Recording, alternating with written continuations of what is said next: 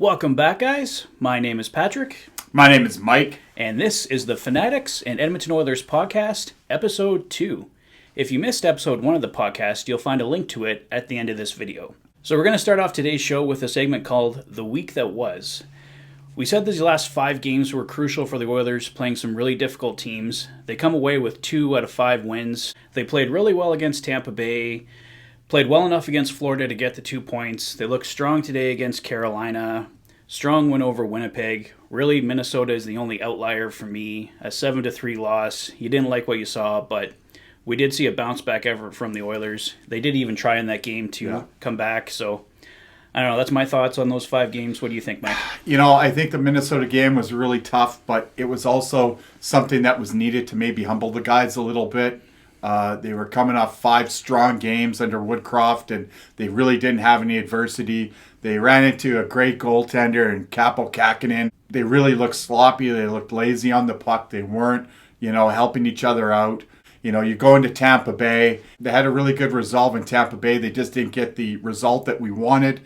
I still think that 2 points really up for grabs, but, it is what it is. I think they played a strong game against Florida. Like you said, we got, the 2 points, which were crucial. I think today, Mike Smith back in net, I think a lot of people were really tumultuous about what was going to happen with him between the pipes. But again, he proved us wrong, saying that he doesn't play like a dormouse, back into on his goal line.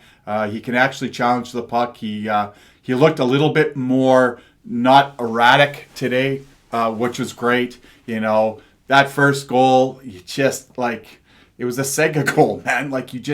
Somebody's got to pick that guy up. And, when you have all day to shoot the puck, of course they're going to score. Even the second goal, I don't blame Smith on that one either. But, people say about how the power play struggled in the game today. It's kind of hard when, your leader on that, Connor McDavid spitting chiclets and, out for that whole 4 minutes that he drew. With taking that high stick, and the guys just couldn't get penetration into the zone, and they're not shooting enough.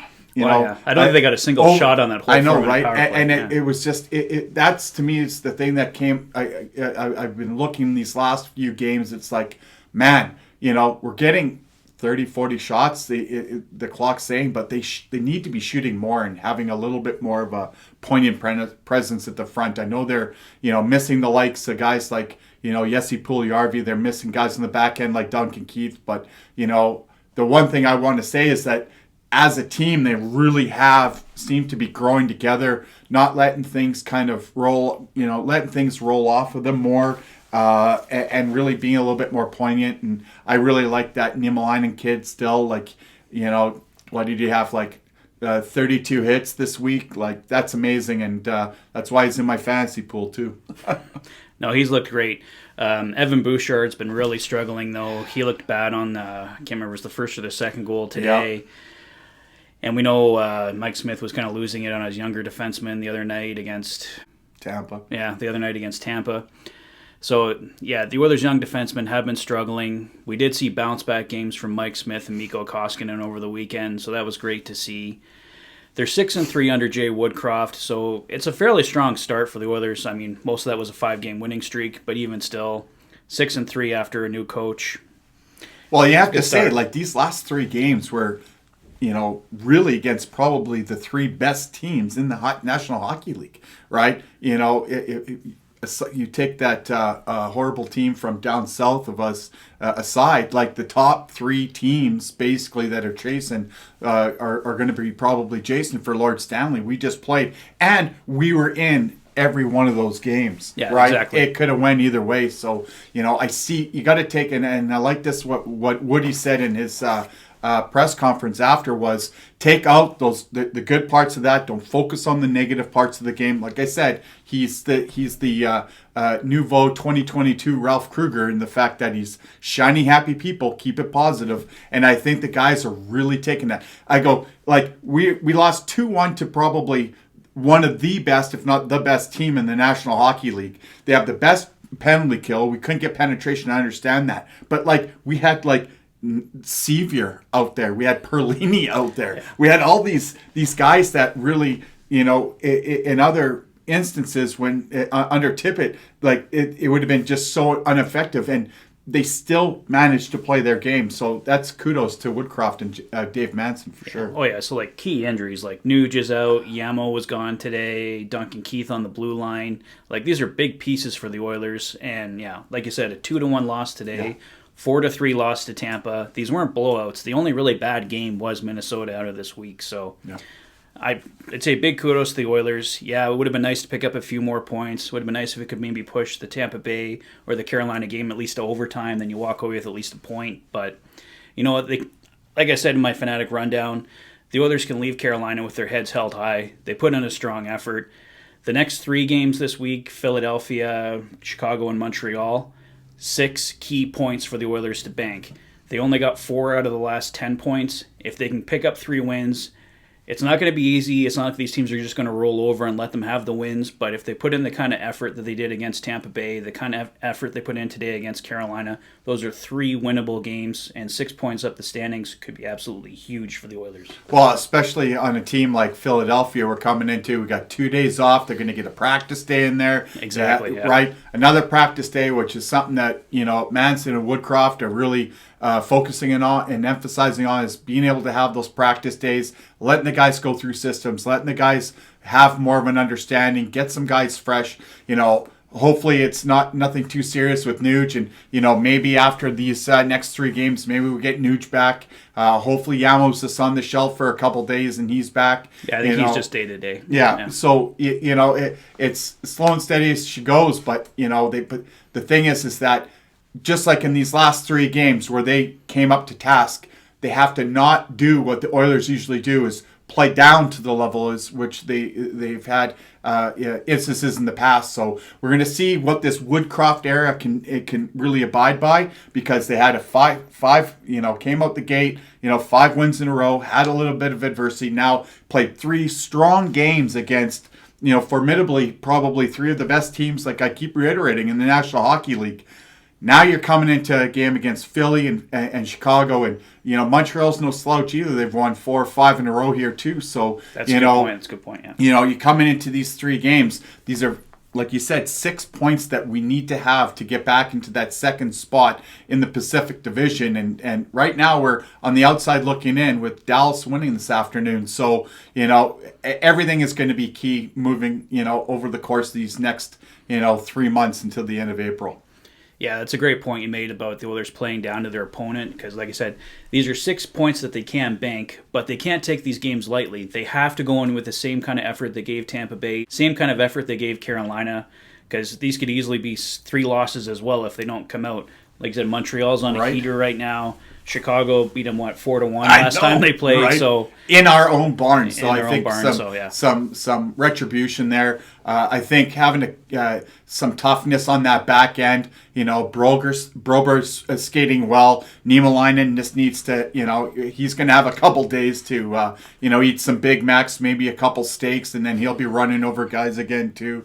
It's really good to see. And then who do you pick from your goaltenders? I'd still love it if they would bring Skinner up and maybe give him a game or 2 here too, looking ahead. But, unfortunately with Koskinen and Mike Smith, it's the double-edged sword. It's like, it's fortunately, and it's like awesome that they had great games, but it also doesn't force Holland's hand to make any real poignant decisions when it comes to the goaltender. Yeah, because I really thought we were going to see Stuart Skinner come up for Tuesday's game against Philadelphia, but with the weekend that Koskinen and Smith had, it does buy Ken Holland some more time.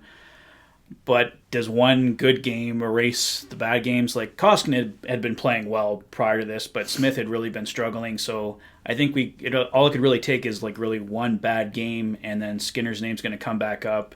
Back on Friday, I think Skinner had another shutout in the American Hockey League for the Condors. So he's still playing hot, and I don't know. I think we still might see him sooner rather than later here. Yeah, 10-2-2 down in Bakersfield this year. Like, Skinner's really made a name for himself in the fact that,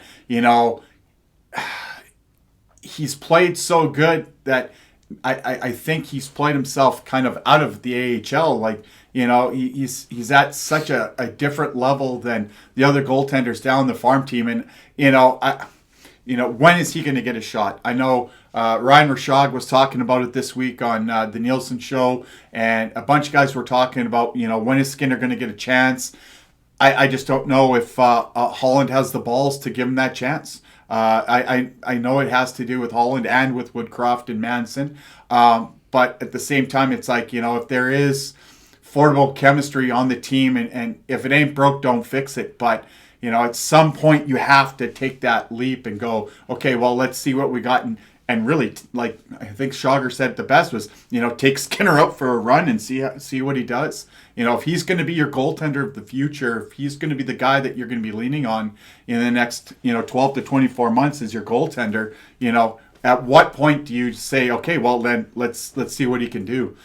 St. Louis did it with Binnington. What did he do? Oh, he only took him to the Stanley Cup final and won it, right? So yeah, I mean, obviously that's the outlier, but I don't know if Skinner would take them to the Stanley Cup finals. But I'm not saying that either. No, I'm just saying you don't know a person's potential until you throw them out there. For sure. Especially you're looking at what Woodcroft's done with these young guys. Like I said, like you got Broberg, you got Niemelainen, you got Bouchard kind of taking a step back. But, the problem that I find with Bouchard is that he was playing a little bit sheltered under Tippett. He only got into a few games. He didn't play a lot. He was on the sidelines for a lot of last year. And I really think that regressed him in the fact of his development this year, because all of a sudden he's thrown into the Wolves' den. He was playing big minutes under Tippett, and I think it really wore him out. He looks like he's a little bit burnt out. He looks like, it's pretty sad when, you're getting outplayed on defense by Tyson Barrie. Well, see, and how key would it be if the Oilers can add another top 4 defenseman on the right side? You can play Bouchard down a little bit if you want. You can keep Ceci in the top pair or put Ceci in the second pairing and move Bouchard down. So would give the Oilers some options if they could bring in a guy like we've talked about, like Scott Mayfield, maybe Josh Manson from Anaheim. Mm-hmm. So right shot D, goaltender should definitely be the top targets for Ken Holland going into the trade deadline. Absolutely agree with you there. Our next segment, we're going to go over the latest rumors going around the NHL regarding the Oilers, and Mike and I are going to talk a little bit about the goalies that the Oilers could target come the trade deadline. Jim Matheson is reporting that the Oilers are likely one of many teams with interest in signing KHL star Andrei Kuzmenko. With the recent Russian invasion of the Ukraine, a lot of things are up in the air regarding the KHL postseason, so no idea when Kuzmenko could actually come should he decide to sign with the team in the NHL. Kuzmenko has 20 goals and 33 assists for 53 points in 45 games with SKA St. Petersburg this season. Kuzmenko plays on the left side, so he'd probably be a top 6, top 9 forward for the Oilers. I don't know, what do you think, Mike? Is he a guy you'd be interested in if he's willing to come? Well, if he's willing to come, why not? He gets to play with the likes of the number one player in the world in Leon Draisaitl and his little brother there, Connor McDavid, with no bottom teeth now. I think who would not want to come and play with the likes of those guys, or a Hyman or a Nugent Hopkins. If it means that it gives us the ability to get rid of Yamamoto, I'm all in.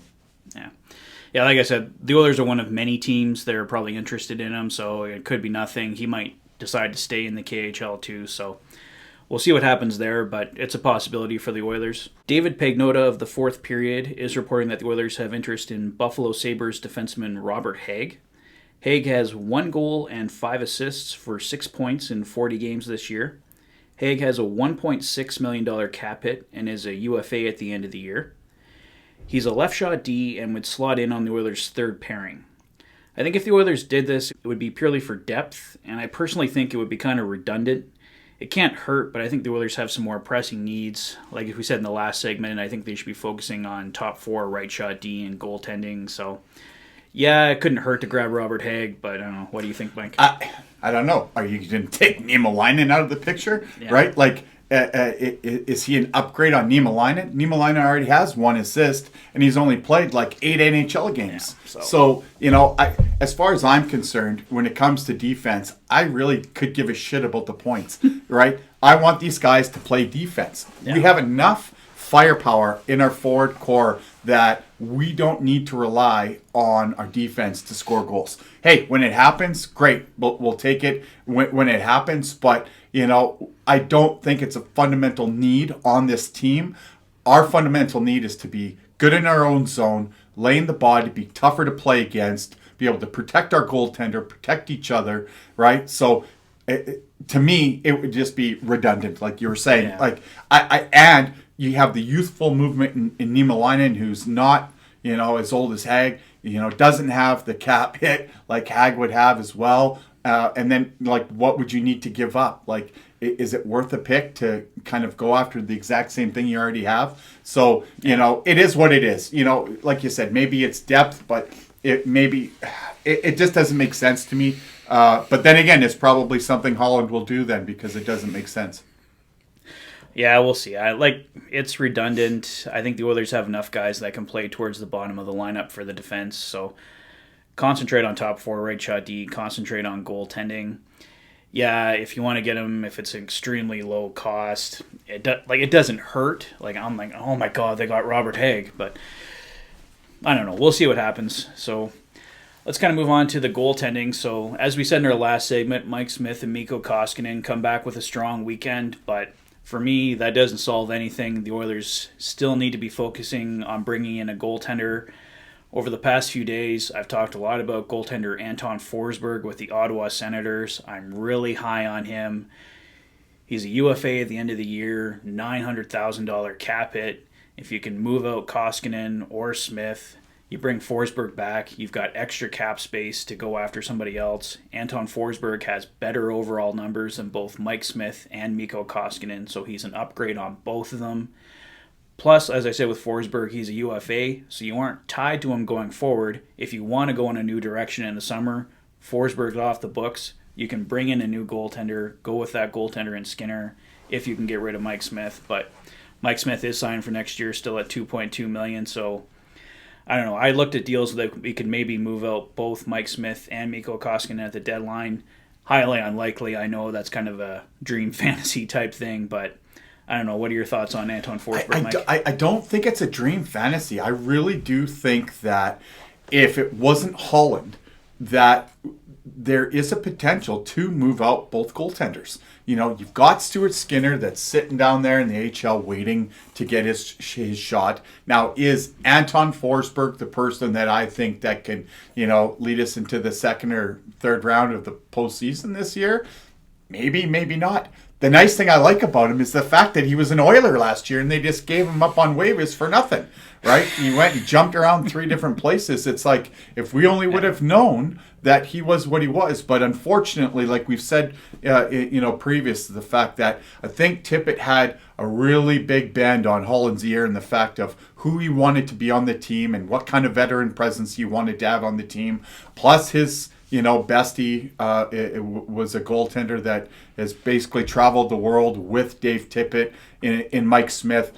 I think if you could possibly, find a way to move up Mike Smith, unfortunately, I think you would even have to find a dance partner like, Arizona, where he's from.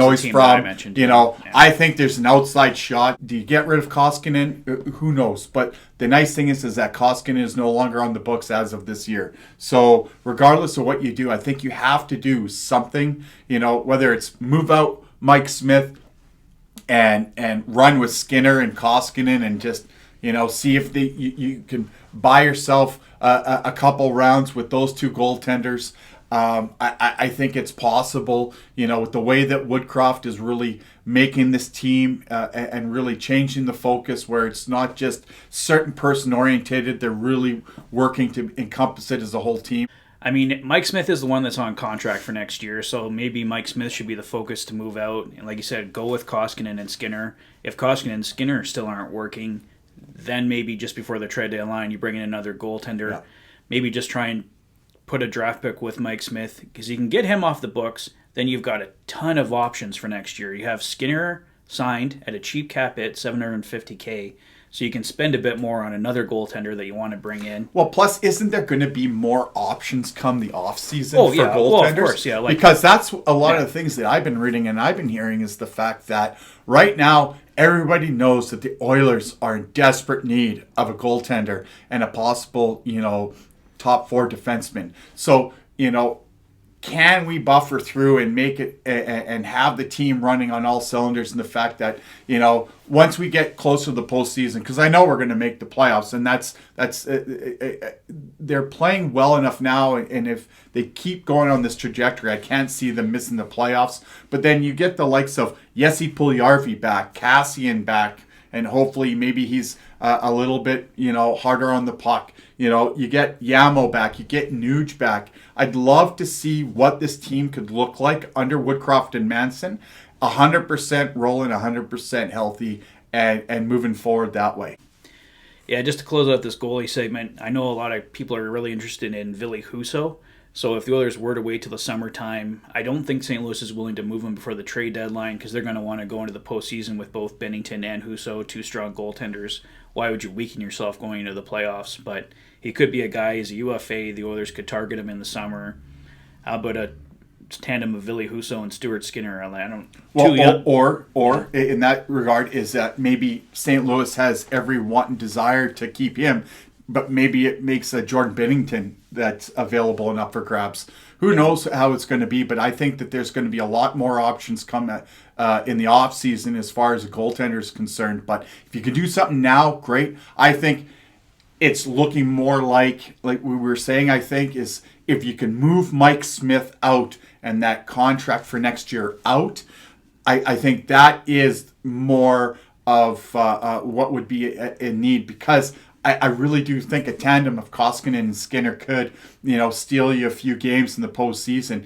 It can't be any worse. I tell you, I just don't want to go into the postseason with Mike Smith as our number one, because we've seen what he could do, which is basically nothing the last 2 years in the postseason. Yeah. No, if this team goes into the playoffs with Mike Smith and Mikko Koskinen, they're going to be out in the first round. They might win a few of the games, but they're going to be out in 6 or 7 at most. So that's why I think they should try and bring in an Anton Forsberg, maybe a Braden Holtby, a goaltender with an expiring contract. I don't think this team is going to win the Stanley Cup, but it'd be nice if they can get in the playoffs, do some damage, get some experience, possibly win a round, possibly win 2 rounds. If they can get a goalie that can help them do that, I think they should definitely go for that, and maybe they can address the goaltending to a larger extent in the summertime. Agreed, yeah. The last segment today, we're just going to go over some players that we might see called up from the Bakersfield Condors with the Oilers' current injury issues. So I've mentioned this a few times. I think we're going to see Brad Malone called up, especially with Nuge's injury. Malone was Jay Woodcroft's captain in Bakersfield. He gives the Oilers center depth, so just kind of makes sense. I think we're going to see Dylan Holloway still, obviously, at some point. The early talk was we wouldn't see Holloway until April, so he probably wouldn't be an immediate call-up for the Oilers. I don't know, some guys you're thinking of, Mike? Yeah, I think that both those suggestions are ones that I would also look at. You already have the guys like Niemelainen and Broberg up here as far as defense. It just makes sense. I'd like to see, like you said, Holland brought in Malone and signed him to this 2-way deal.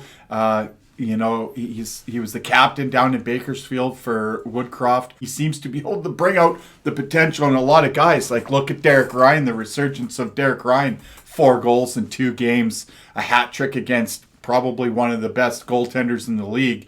And they weren't just garbage. That first little... No, they were all nice goals. Right? Top shelf, 5. Even his goal today was beautiful. Well, and that's what I was alluding to. Do you take Derek Ryan, 35-year-old, out for a little bit of a run? Do you, throw him up on a line with, Draisaitl and Vander Kane, or Hyman and Connor McDavid there? Do you give him a chance? I really like seeing Fogle up in the top 6 a little bit today, too. I like the dynamic he brings. But, man, if Brad Malone could come in and fill the shoes of, say, you can't fill the shoes of Nugent Hopkins, because, the guy plays a 200-foot game. He plays in, every aspect of the team game. But could he come in and could he maybe helm that Derek Ryan, Warren Fogle line and have some success? Does Dylan Holloway come in? Does he have the legs in this 11-7 system that Woodcroft seems to really like right now? It's working. And it seems to be working. Okay. Granted, we went, 1 of 3 against the Juggernauts, but we're in every game, 6-3 overall, though. So, right? Yeah. So you have to give him kudos there, but the fact of, look at Ryan McLeod. McLeod is playing probably some of the best hockey and not making as many, poor choices. Yeah, he got beat a couple times these last 3 games as far as, retrieving to pucks and stuff. But, man, he's been tenacious. He's got a little bit more size. It's like, the goals are going to come with him. I think it's just a matter of time, and you'll see him, potting. Could he be a 15 or 20 goal scorer in the NHL? I think he can. Plus, I think he's got a lot of upside, and I think Woodcroft and Manson really brings out the best in some of these young players, which unfortunately Tip just couldn't do before. But I would like to see the same thing as what you're saying. Malone and Holloway, let's see what they got. Bring up Skinner. I'd love to see and see what they can do. You're going to have options coming up in probably another 2 or 3 weeks of getting some of these veteran people that are on the shelf back and get them back into play. So we'll see. Yeah, Malone would be a reliable veteran, and we haven't talked much about Josh Archibald, but yeah, what are your kind of thoughts on him? Josh Archibald, I like the guy. Is there a likelihood that we could see him, donning the orange and blue here before the end of the season? Apparently he's getting close to being able to come back. Do they take a look at him as part of a solution for our bottom 6? Right? I don't know. Yeah, like the issue with Archibald is he can't travel over across the border. So basically, I think he was good for like 2 Flames games that the Oilers would be away for because he could drive there. So that's the only thing. The Oilers could bring him into the lineup, but with all the current restrictions still going, he's not going to be much help. So I know he's kind of like part-time help. He hasn't played all year. I was mentioning that it's probably best to just try to move him to an American team where the restrictions will be less of a problem. Kind of like the Bertuzzi thing. Yeah, maybe try and get like a 5th-round pick or something back for him, and then you have another thing to use at the trade deadline. Because I would like... Man, if you could get picks for him, why not? Yeah. Right? I would like Josh Archibald back. He's a useful player, but with the current restrictions, if he's not going to get vaccinated, then it's not kind of a moot point. Like the Oilers won't be able to use him to their most advantageous way. That's fair enough, because especially if he does come back, that's a good point. You're going to want to get him in as many games as possible to get his legs back under him and such. He is not Evander Kane, where, Evander Kane has looked good, but the last couple games, he's kind of taken back. I think, the wear and tear of doing like 3 back-to-backs here in the last 2.5 weeks for the Oil. It's guys like himself, like Kane, that you could see it's been a little bit more of a struggle than the guys that have played. I love the guy. I think he's great. I love his, like I said, I love his speed and his grit and how he plays hard. I just don't know if it's going to be something that could actually have any sustainability in the state of the NHL as it is right now, where, if you're not vaccinated, you can't go across the border. Yeah. I mean, I'm sure next year is going to be different, but just thinking too, like Josh Archibald used to play for the Coyotes. Maybe Archibald in a deal with Mike Smith. I mean, not that Archibald could be the sweetener, but there you go. Mike Smith and Archibald for that little Chickering guy. Yeah. If we're just going on size alone, I think the trade would work, don't you? Well, I'd kind of like to see Arizona add. I mean, right, or at least retain a little bit. Come on. You're getting a starting goaltender in Mike Smith. I mean, come on. Well, a starting goaltender 10 years ago, exactly. Your arms to get right? This one. Yeah. Well, I think we'll wrap it up there for today, guys. Thanks as always for checking out the channel and for all your support. Let us know your thoughts in the comment section below. Like I said, if you missed episode 1 of the show, you can check out a link to it at the end of this episode. Mike, any final thoughts? Nope.